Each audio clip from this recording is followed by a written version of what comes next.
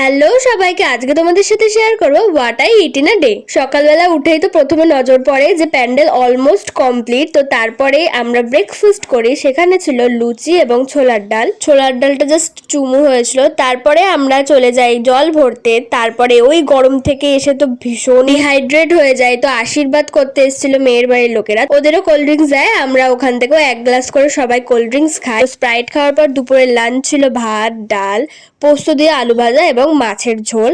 মাছটা ছিল কাতলা মাছ। তারপর বিকালে দাদার বিয়েতে গিয়ে দেখো শাড়ির অবস্থা, মানে যা কিছু হয়ে যাক, গরম লাগুক, কিন্তু খাওয়াটা ছাড়া যাবে না।